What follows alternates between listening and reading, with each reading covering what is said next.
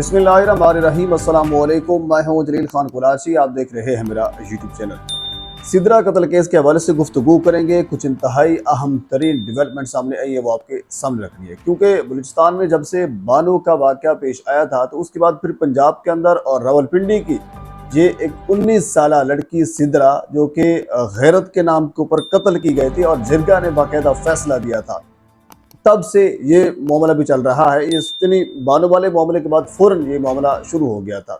बहरहाल मैं आपको चंद सेकंड्स के अंदर इसका सियाको सबाक बता देता हूँ, और आगे जो पोस्टमार्टम रिपोर्ट आई है उसके अंदर क्या इंकशाफात हुए हैं, डॉक्टर साहब ने क्या कुछ लिखा है, और इसके अलावा अब तक की मौजूदा स्टेटस इस केस का क्या है, वो आपके सामने रखना है।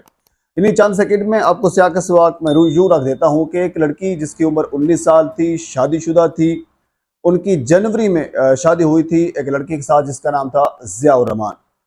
अब कुछ दिन पहले वो एक उस्मान नामी लड़के के साथ भागकर चली जाती है कश्मीर। कश्मीर में जाकर वो निकाह कर लेती है, और उस्मान ने अब पुलिस को अपने हवाले किया है। उस्मान के वालिद की स्टेटमेंट भी सामने आई थी।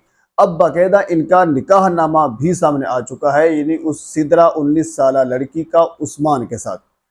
उस्मान के वालिद ने यह कहा है कि हमें लड़की ने यह कहा था कि वो कवारी है, हमें ये पता नहीं था कि वो पहले से शादीशुदा है। बहरहाल उनके वालिद का स्टेटमेंट सामने आया। उस्मान इस वक्त पुलिस की तहवील में है, और इसके अलावा 8 मरकजी मुल्जमान भी पुलिस की तहवील में हैं।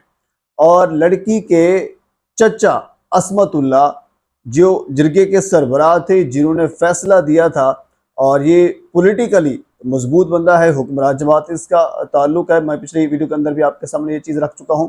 ये बंदा भी गिरफ्तार है, और इसके अलावा यानी ज़ियाउर रहमान जो लड़की के शोहर हैं वो गिरफ्तार हैं। भाई गुल जफ़र वो भी गिरफ्तार है, और अरब गुल जो उनके वालिद हैं लड़की के, वो भी गिरफ्तार हैं। जिरगा के सरबराह असमतुल्ला वो गिरफ्तार हैं, और इसी तरह फिर चचा मानी वो भी गिरफ्तार है, और सुसर लड़की के सलीम वो भी गिरफ्तार हैं। ये सारे लोग गिरफ्तार हैं। 4 रोज़ा जिस्मानी रिमांड की वजह से ये पुलिस के तहवील में हैं। अब 4 रोज़ के बाद जो भी इनका जिस्मानी रिमांड यानी पुलिस ने जो कुछ इनसे अखज़ किया होगा वो अदालत के अंदर पेश किया जाएगा। बहरहाल हम आ जाते हैं पोस्टमार्टम रिपोर्ट के ऊपर, क्योंकि अदालत ने ये हुक्म दिया था कि कब्र कुशाई की जाए। अब कब्र कुशाई जो है वो मुकम्मल हो चुकी है। उस हवाले से जो रिपोर्ट है, यानी पोस्टमार्टम रिपोर्ट, वो मैं आपके सामने रख देता हूँ। इसमें डॉक्टर मिसबाह रहमान साहिबा हैं, वो उन्होंने ये पोस्टमार्टम रिपोर्ट किया है, पोस्टमार्टम किया है, और उन्होंने बाकायदा रिपोर्ट भी मुरतब किया, और उनके साथ आरिफ सलीम और मोहम्मद सईद ये भी उनके साथ मौजूद थे। पोस्टमार्टम रिपोर्ट के अंदर ये लिखा गया है कि शदीद तशद्दुद किया गया था सिद्रा के ऊपर, और जिसकी वजह से उसकी गर्दन की हड्डियां भी टूट चुकी थी, और इंतहाई बर्बरियत वाला सलूक उनके साथ रखा गया था, और जिसकी वजह से उनकी डेथ हुई थी। अच्छा, इसके साथ ये भी लिखा गया है, क्योंकि अब इसकी फोरेंसिक टेस्ट के लिए जो नमूने हैं वो भिजवा दिए हैं लाहौर के अंदर, और जो पंजाब फोरेंसिक लेबॉर्ट्री है वहाँ पे इनका एक फोरेंसिक टेस्ट होगा, और उसके बाद फिर उनकी मौत की वजह या फिर उनका जो ताजुन है मौत का, वो किया जाएगा कि मौत कैसे हुई। लेकिन इब्तदाई तहकीक के मुताबिक जो डॉक्टर मिसबाह रहमान साहिबा है, उन्होंने पोस्टमार्टम रिपोर्ट के अंदर इस चीज़ का जिक्र किया है कि जब पहले तो बात उन्होंने ये भी कहा है कि जब कब्र खोली गई, क्योंकि कब्र इस किस्म की वो क्यों, ये भी मैं हल्का आपके सामने रखूंगा कि जब गोरकन ने जो बताया था कि उस वक्त बारिश हो रही थी, तो उसी चीज़ का एक चीज़ ये भी है कि मिसबाह रहमान साहिबा ने ये बताया है कि बारिश का पानी कब्र के अंदर जा रहा था, और जो बॉडी थी वो काफ़ी फूली हुई थी, और इसके अलावा जो सिद्रा है उनकी ज़बान बाहर निकली हुई थी। तो इस बुनियाद के ऊपर डॉक्टर मिसबाह रहमान साहिबा ने यह भी कहा है कि अब इससे एक चीज़ का अंदाज़ा तो ये लग सकता है कि गला दबाकर या सांस बंद करके उनका जो डेथ हो सकती है, क्योंकि उनकी ज़बान बाहर निकली हुई थी। तो ये इस चीज़ की अलामत होती है कि उनका गला दबाया गया था मुबैना तौर पर। लेकिन जो असल हक़ है कि वो जब से फोरेंसिक रिपोर्ट आएगी तो तब भी उसका पता चल सकेगा कि असल में हुआ क्या था। तो बहरहाल ये अब तक की जो एक पोस्टमार्टम रिपोर्ट थी उसके अंदर ये कुछ कहा गया है। और इसके अलावा अब मैं आ जाता हूँ गोरकन के बयान के ऊपर, क्योंकि गोरकन का बयान वो भी इस वक्त पुलिस की तहवील में है, और उनका बयान इंतहाई अहम है। गोरकन जिसका नाम राशिद अहमद है, वो ये कहते हैं कि मैं अपने घर पे मौजूद था, मुझे जो कब्रिस्तान कमेटी के एक मेंबर हैं गुल बादशाह, उन्होंने मुझे फ़ोन किया और फ़ोन करके मुझे ये कहा कि आप 1 घंटे के अंदर एक कब्र तैयार करें। मैंने उसे कहा कि सर बारिश हो रही है, इस वक्त मज़दूर भी नहीं आए, तो इंतहाई मुश्किल है, थोड़ी सी देर लग जाएगी। तो उन्होंने कहा ठीक है, आप कब्रिस्तान आ जाएँ, हम खुद वहाँ पे आ जाते हैं। वो कहते हैं कि वो चंद मिनटों के अंदर गुल बादशाह जो कब्रिस्तान कमेटी के मेंबर हैं, वो भी वहाँ पे आ गए और उसके साथ तकरीबन कोई 25 अफराद और भी मौजूद थे, वो भी वहाँ पे आ गए। उन्होंने ये कहा कि आप हमें जस्ट तयन कर दें, आप हमें बता दें, निशानदेही कर दें कि इस जगह के ऊपर कब्र होनी चाहिए, बाकी जो हिसाब किताब है वो हम खुद कर लेंगे, जो भी कब्र खोदनी है, जो कुछ भी करना है। तो इसी तरह वो कहते हैं राशिद महमूद कि मैंने उनको बताया कि ये जगह सही है।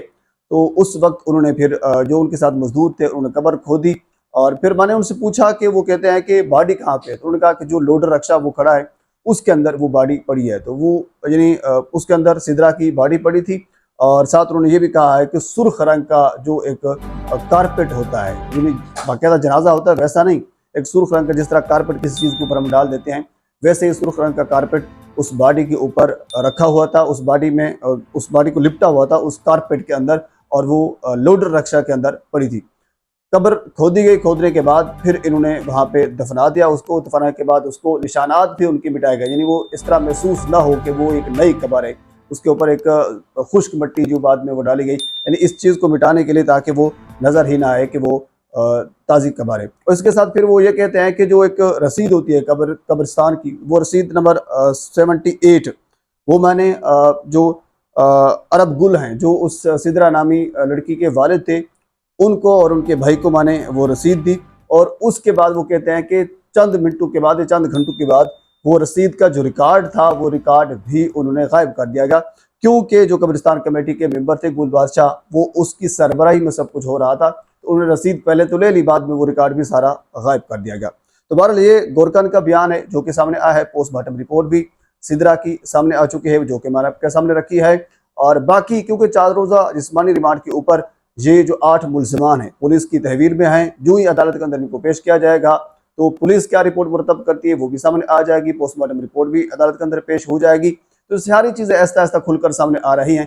मज़ीद इस हवाले से जो कुछ मेरे तक पहुँचेगा मैं बर वक्त आप तक पहुँचाने की कोशिश करूँगा। एक मरतबा आपसे गुजारिश है मेरे चैनल को सब्सक्राइब कर दें ताकि आने वाले हर इंफॉर्मेटिव वीडियो आप तक पहुँच सके। अल्लाह हाफिज़।